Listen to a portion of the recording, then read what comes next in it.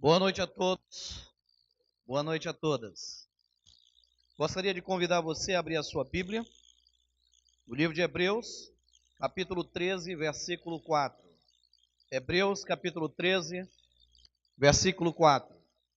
Como servo de Deus, como mensageiro da palavra de Deus, como um homem de Deus, às vezes eu não entendo porque Deus pede que eu fale acerca de assuntos recorrentes.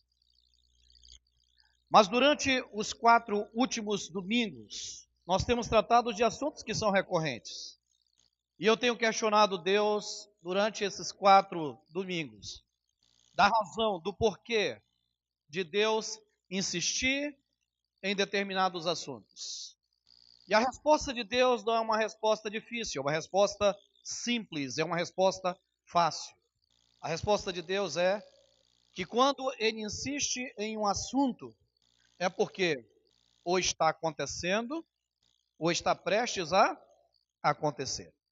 E Deus é um Deus que Ele procura trabalhar na prevenção. Ele procura trabalhar com medidas preventivas. Por quê?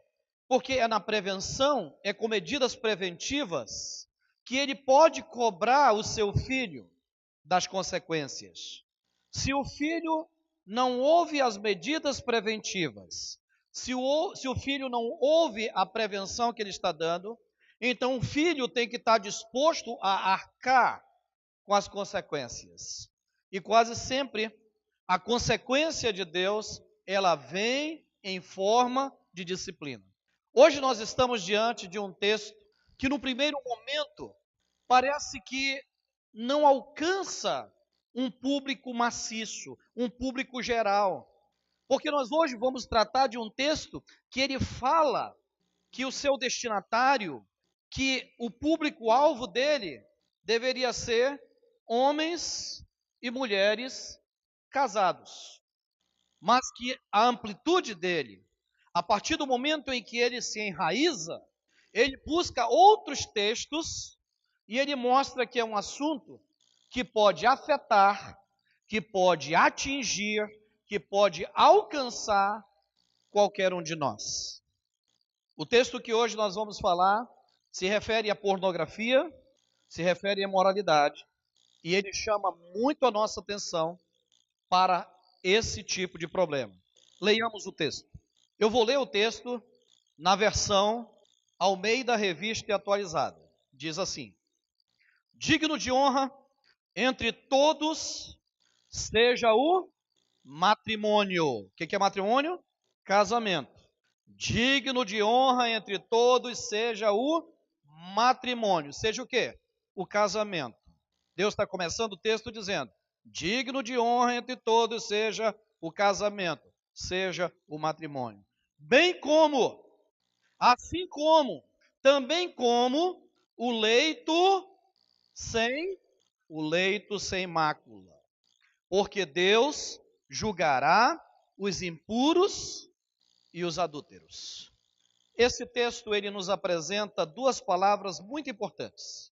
Há duas palavras que chamam a nossa atenção nesse texto. A primeira palavra que chama a nossa atenção é leito. A segunda palavra que chama a nossa atenção é mácula. Então há duas palavras que chamam bastante a nossa atenção: leito e mácula. A palavra leito significa cama em português. Leito todo mundo entende que se refere à cama em português. Mas nesse texto, a palavra leito tem um outro significado. Porque nesse texto, a palavra leito do original grego, ela é koité. A palavra koité dá origem à palavra coito. A palavra coito significa relação sexual. Então, a palavra leito aqui, o original grego é koité. Significa coito. Significa relação sexual. Significa gozo. A segunda palavra é a palavra mácula. A palavra mácula, ela tem origem latina, ela vem do latim. A palavra mácula significa mancha. Significa aquilo que o caju produz ou aquilo que o caju deixa na sua roupa. Nódoa. E a nódoa, já dizia a minha mãe, Nódoa de caju é difícil tirar, então produz nódoa. A palavra mácula significa nódoa. A palavra mácula significa pecado. Quando essa palavra foi introduzida na língua latina, ela foi introduzida por questões religiosas. E ela estava vinculada, ela estava ligada à palavra impureza. Ela estava vinculada à questão da imperfeição. A palavra mácula, quando foi inserida por questão religiosa, ela estava ligada à reputação. Então, mácula tem a ver com reputação, com aquilo que você faz. Agora, nesse texto do livro de Hebreus, capítulo 13, verso 4, depois de nós ouvirmos essa explicação, fica evidente que Deus, nesse texto, ele não está falando do objeto cama. Ele não está falando que a cama deve ser sem mácula. Ele está falando de quê? Da relação sexual. O que tem que ser sem mácula é a relação sexual. Até porque é impossível para qualquer um de nós saber se toda cama que nós deitamos, toda cama que nós dormimos, ela é ou não sem mácula. Quem aqui já dormiu em alguma cama que não era a cama da sua casa? Você já dormiu numa cama que não era a cama da sua casa? Talvez você dormiu na cama de um hotel. Talvez você ganhou da sua empresa uma diária num hotel 5 estrelas. Talvez você tirou uns trocados e foi para um hotel 5 estrelas. Você dormiu numa cama e você disse, gente, que cama! Tinha espelho em cima, ela girava, ela fazia um monte de coisa. Talvez você já dormiu na cama da casa de um amigo. Talvez você já dormiu numa cama emprestada. A primeira cama que eu e Vera dormimos não era nossa. Nós não tínhamos condições de ter comprado. Aliás, nós tínhamos comprado uma cama e a Bemol não entregou no prazo. E aí nos emprestaram uma cama. Quem é que ia me garantir que aquela cama que me emprestaram era ou não sem mácula? Quem é que ia garantir para você que a cama que você dormiu no hotel era um leito sem mácula? Quem é que garante para você que aquela cama que você deitou, que você se deliciou, que você dormiu, ali naquela mesma cama também não dormiu um imoral, não dormiu uma pessoa promíscua, não dormiu uma pessoa que tinha uma má reputação? É impossível para nós saber se a cama que nós deitamos, que nós dormimos fora da nossa casa, é ou não uma cama, é ou não um leito sem mácula. Não dá para saber. É por isso que nesse texto fica evidente, fica claro, fica nítido, fica notório que Deus está falando de coité e não de cama. Que Deus está falando de relação sexual e não de cama.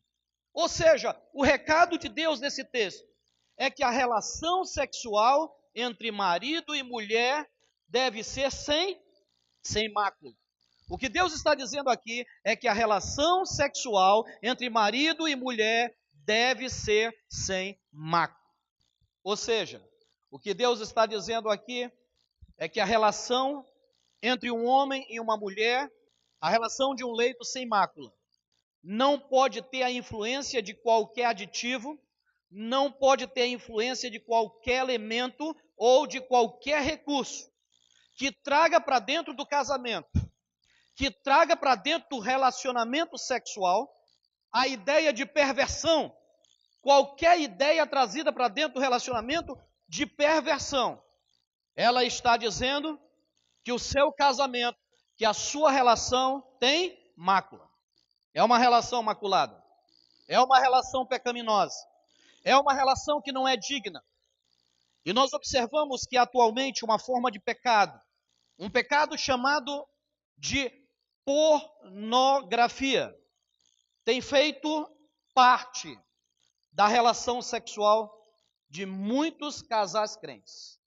A pornografia tem feito parte da relação sexual de muitos casais crentes.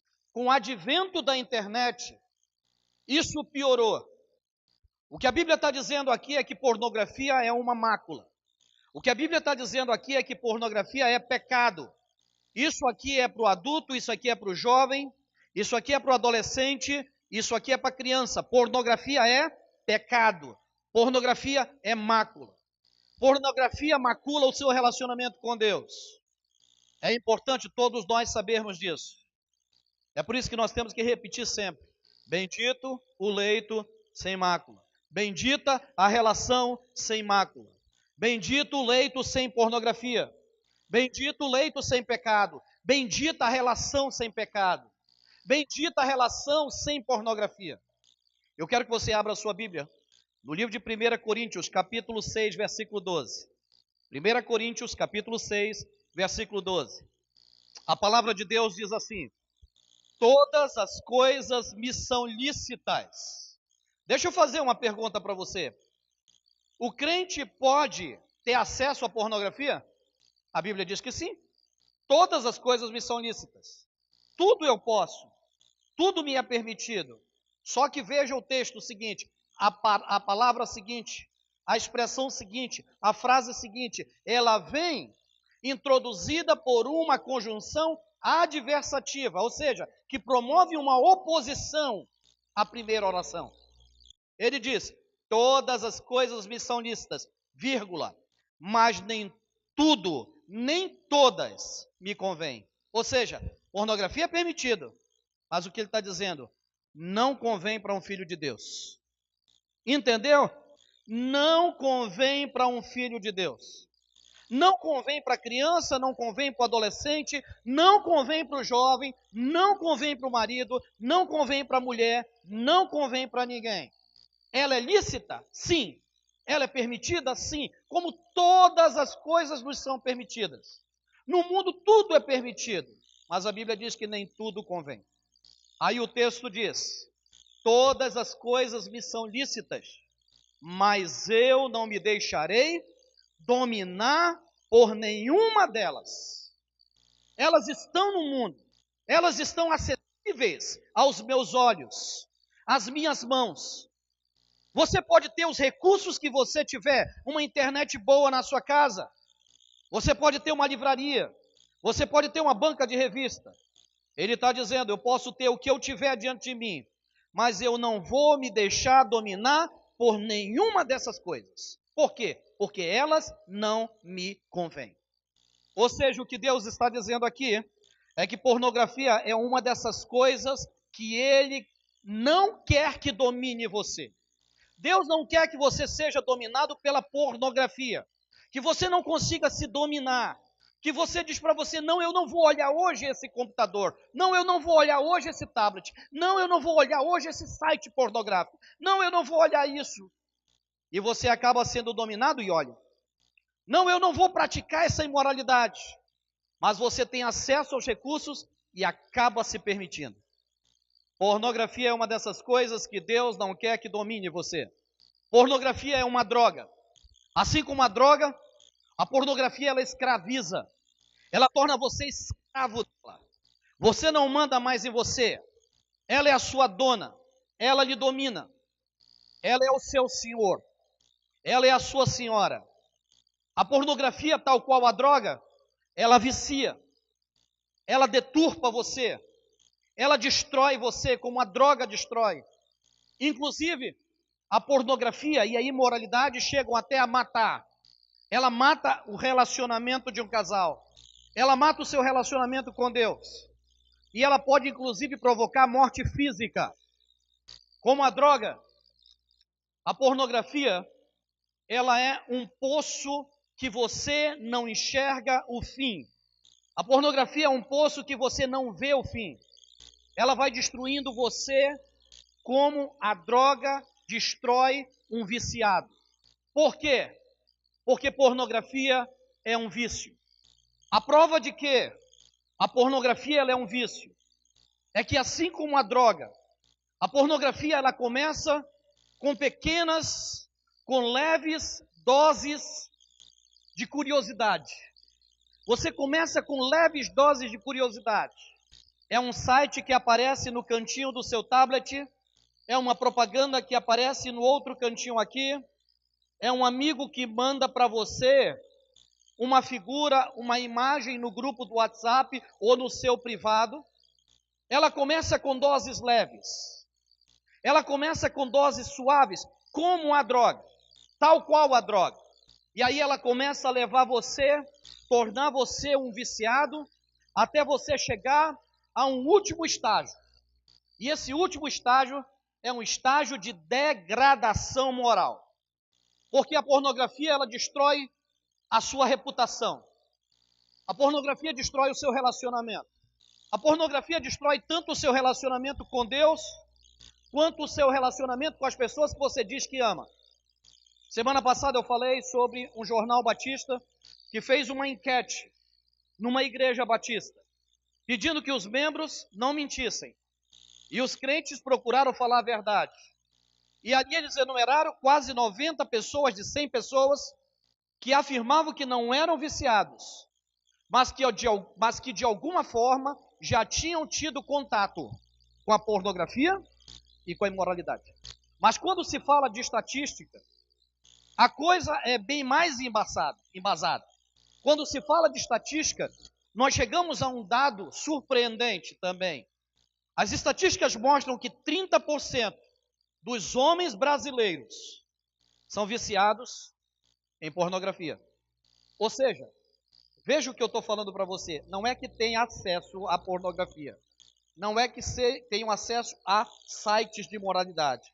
Esses 30%, eles já são viciados em pornografia.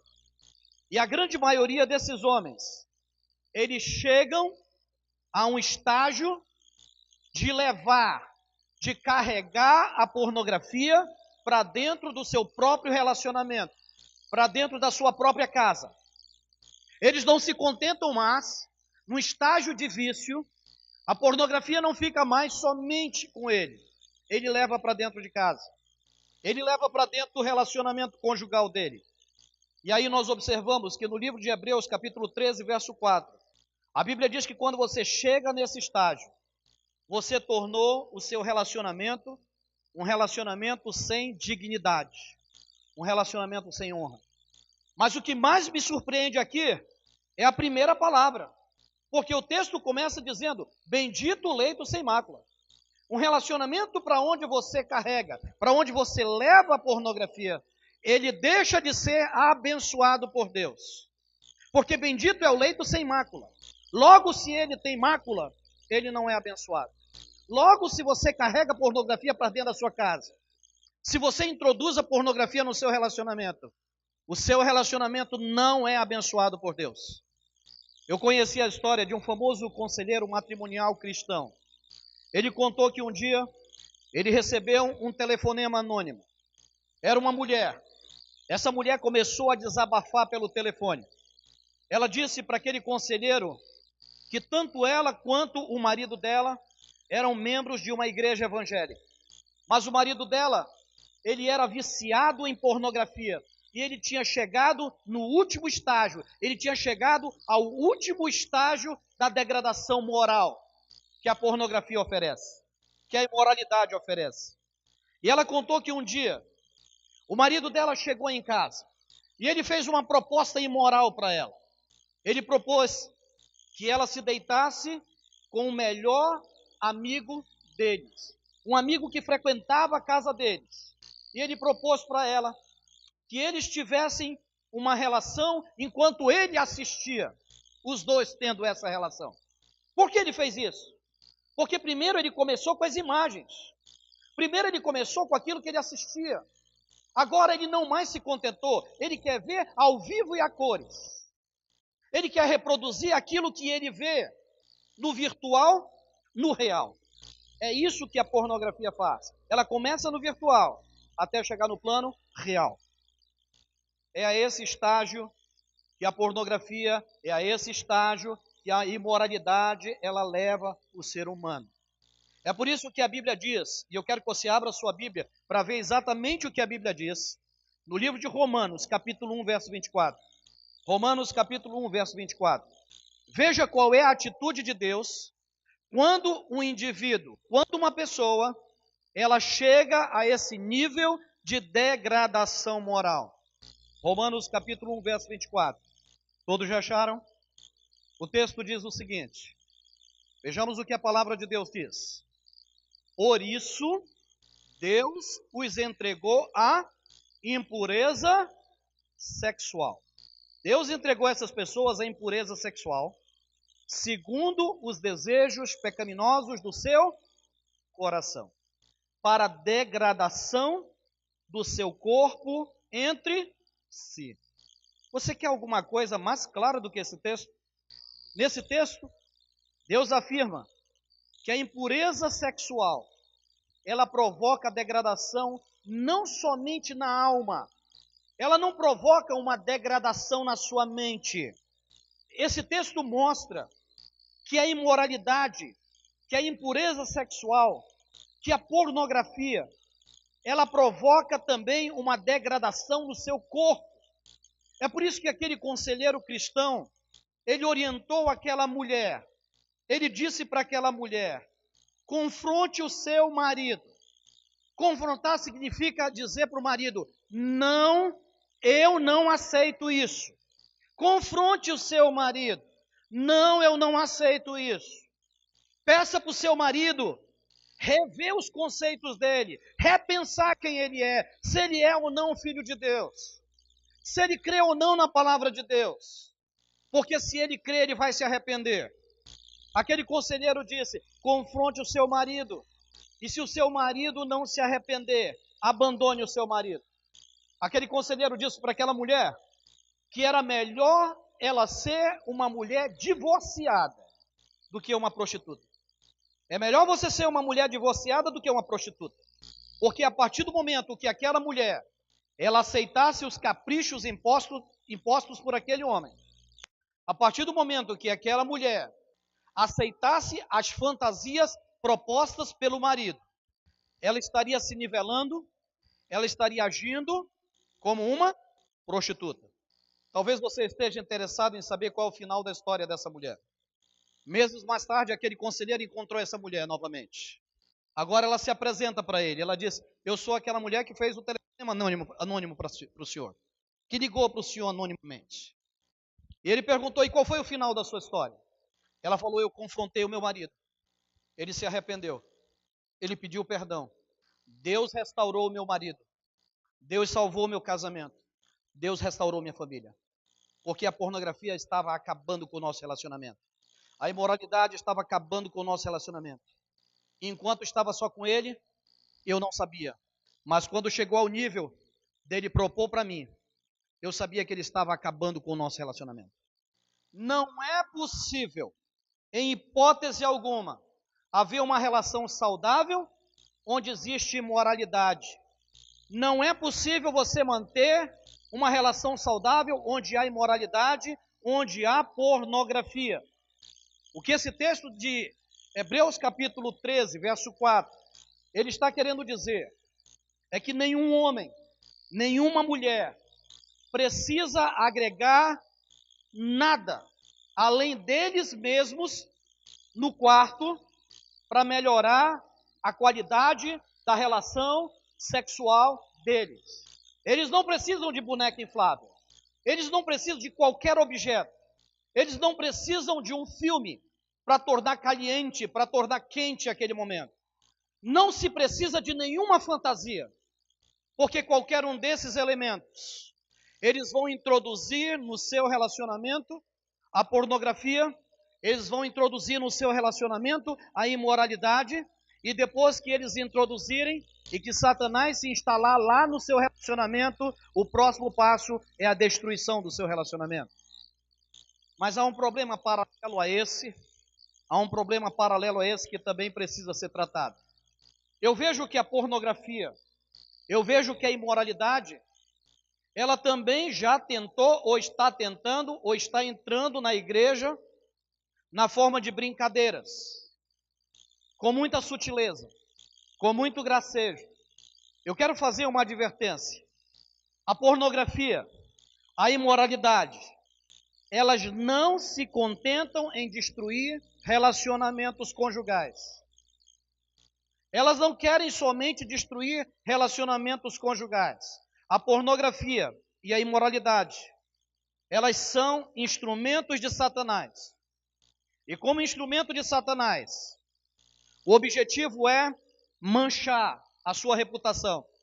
O objetivo é macular a sua reputação. O objetivo é prejudicar o seu relacionamento com Deus. O objetivo é prejudicar o seu relacionamento com outros irmãos. É esse o objetivo de Satanás. Talvez o que eu vou falar agora não tenha absolutamente nenhuma conectividade, nenhuma conexão com o assunto que eu estou falando. Mas eu gostaria que você abrisse a sua Bíblia no livro de Atos, capítulo 2, verso 42. Atos, capítulo 2, verso 42. Esse texto vai falar sobre os objetivos de Deus para a igreja. Isso aqui é uma demonstração de como funcionava a funcionalidade, no caso, da igreja primitiva. A igreja que recebeu os comandos, as diretrizes, as ordenanças que Jesus tinha dado para os seus discípulos. E esse texto tem uma parte que diz: e perseveravam na doutrina dos apóstolos, na comunhão, no partir do pão e nas orações. Qual era o resultado de tudo isso aí nesse texto? Almas eram acrescentadas. Não é isso que o texto diz? Almas eram acrescentadas. Por quê? Porque essas almas que vinham para o grupo, que viam que havia temor, que viam que as pessoas zelavam pela palavra de Deus, viviam pela palavra de Deus, estavam em comunhão, estavam em oração, partiam pão, essas pessoas queriam também fazer parte daquele grupo. É essa a finalidade dos nossos grupos de oração. Essa é a finalidade dos nossos grupos de oração. Fazer com que as pessoas que cheguem até nós, que cheguem até os nossos grupos, percebam que nós queremos ali naquele grupo palavra de Deus, promover comunhão, partir o pão, orar juntos uns pelos outros. Esse foi o segredo ensinado por Jesus para uma igreja crescer. Se o seu grupo está se esfacelando, se o seu grupo está se deteriorando, se a igreja está se deteriorando, se o seu relacionamento com os irmãos está se esfacelando, se o seu núcleo, se o seu departamento, se as igrejas no Brasil estão se desfazendo, é porque nós estamos pecando nos objetivos primários, nos objetivos que Deus deixou para a igreja primitiva. Se nós pararmos para analisar as conversas dos nossos grupos, nós podemos fazer uma análise se estamos ou não alcançando esses objetivos. Basta você pensar no seu grupo de oração, no seu grupo de amizade. Eu não estou falando especificamente aqui para um determinado segmento da igreja, mas para todos os segmentos da igreja. Nós precisamos parar e pensar se nós estamos alcançando no nosso grupo esses objetivos, se nós estamos perseverando na palavra, se nós estamos promovendo comunhão, se nós estamos partindo o pão e se nós estamos orando uns pelos outros. Mas eu quero que você abra a sua Bíblia agora, no livro de Efésios, capítulo 5, versículos 3 a 7. Efésios, capítulo 5, versos 3 a 7. Nesse texto que nós vamos ler, o apóstolo Paulo, ele está escrevendo para os crentes da igreja que está em Éfeso. Ele não está falando entre a relação dessa pessoa ou dessas pessoas da igreja de Éfeso com os descrentes. Não, ele está falando da relação entre crentes. E veja como ele começa. Ele diz: entre vocês, entre quem? Entre crentes. Entre pessoas que se dizem convertidas. Você está entendendo bem? E ele diz: entre vocês, no grupo de vocês, no WhatsApp de vocês, nas redes sociais de vocês. Se ele tivesse o nosso dia, provavelmente, ele iria falar tudo isso. Mas ele está dizendo, não deve haver sequer menção de imoralidade sexual. Ou seja, se não deve haver sequer menção de imoralidade sexual, quanto mais imoralidade sexual. Como também nenhuma espécie de impureza e de cobiça. A palavra cobiça aqui, ela significa no nosso linguajar atual, assédio. O que ele está dizendo aqui no grupo de vocês, entre vocês, não deve haver nem sequer menção de imoralidade sexual, como também de nenhuma espécie de impureza e de assédio. Pois essas coisas, o que tem? Lê para mim. Pois essas coisas não são próprias para os santos. Pois essas coisas não são próprias para os santos. O que ele está dizendo aqui é conversinha no seu grupo de amizade, no seu grupo de oração, conversinha imoral, conversinha impura, assédio sexual. Isso aqui sequer deve ser mencionado. Porque essas coisas não são próprias para os santos, para quem é separado, para quem se diz crente, para quem se diz convertido. E aí o texto continua. Não haja obscenidade. Mandar nudes é obscenidade. Ouviu, jovens? Mandar nudes é obscenidade. Tirar gracejos com órgãos sexuais é obscenidade. Fazer piadinha imoral no grupo é obscenidade. Aí eu pergunto, o nosso grupo de oração está mais parecido com Atos 2:42 ou com Efésios 5:3-7? As nossas rodinhas de conversa aqui, fora no estacionamento, estão mais parecidas com Atos 2:42 ou com Efésios 5:3-7? Os nossos grupos de WhatsApp, aqueles que o pastor não participa, porque os que o pastor participa, você não fala nada. Mas aqueles que você faz por conta própria e que você segrega ao pastor, esses aí estão mais para Atos 2:42 ou para Efésios 5:3-7? Ele está dizendo, não haja obscenidade, nem conversas tolas, conversas bobas, nem gracejos imorais, que são inconvenientes. Uma coisa inconveniente é uma coisa que constrange, é uma coisa que deixa determinadas pessoas sem graça. Elas não sabem se elas saem dali ou não, porque se elas saírem, elas podem ser tidas como chatas, antipáticas, não sabem nem brincar.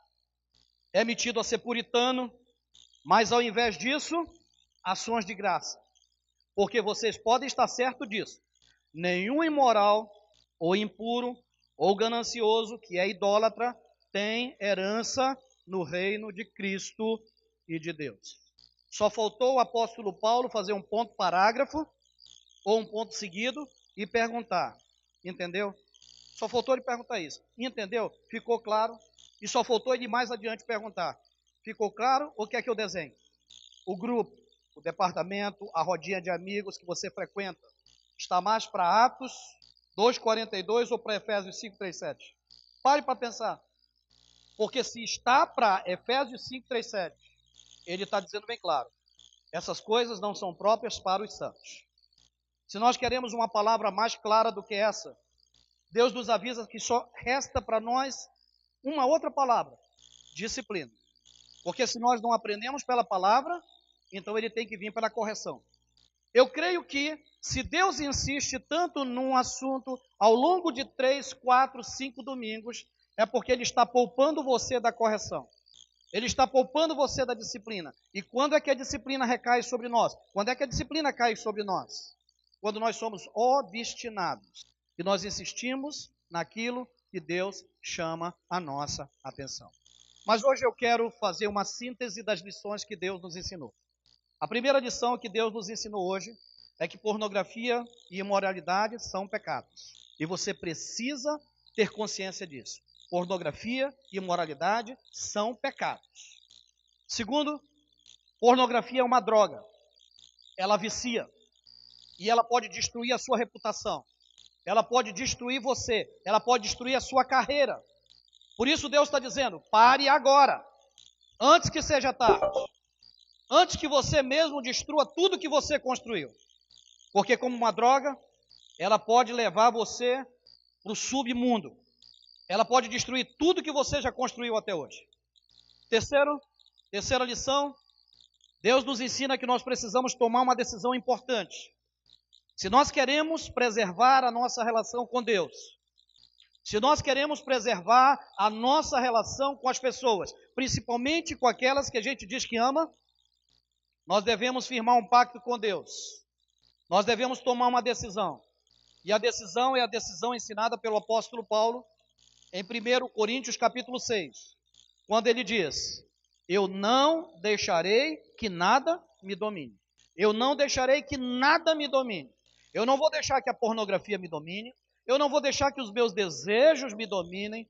Eu não vou deixar que a imoralidade me domine. Eu não vou deixar que o álcool me domine. Eu não vou deixar que a droga me domine. Eu não vou deixar que nada me domine. Que nada se torne um vício na minha vida. Porque todo vício degrada a alma e o físico. Por último, a Bíblia nos ensina, a Bíblia nos dá a quarta lição. Eu não vou compactuar com pessoas, eu não vou compactuar com grupos, eu não vou compactuar e não vou compartilhar, nem vou apoiar, nem vou curtir conversas que promovam a imoralidade e a pornografia. Porque essas coisas não são próprias para os santos. Ficou claro? Ficou claro, gente? Se Deus veio falando isso, é porque Ele está chamando a atenção dessa igreja. E tem pessoas aqui que Deus está dando o recado direto. Se você acha ruim, fale para Deus. Reclame para Ele. Diga para Ele: eu acho que o Senhor está invocado comigo. Peça assim para Ele: prefiro sua disciplina. Aí você vai entender quando o autor de Hebreus, ele é um expert, ele é um especialista. E ele, num dos seus textos, ele diz: horrível coisa é cair nas mãos de um Deus vivo. Horrível coisa é cair nas mãos de um Deus vivo. Em Gálatas, o apóstolo Paulo escreve: de Deus não se zomba, porque aquilo que o homem semear, isso também ele colherá. Que Deus nos ajude a entender perfeitamente a sua palavra e que nós implantemos na nossa vida essa palavra e que nós a coloquemos em prática.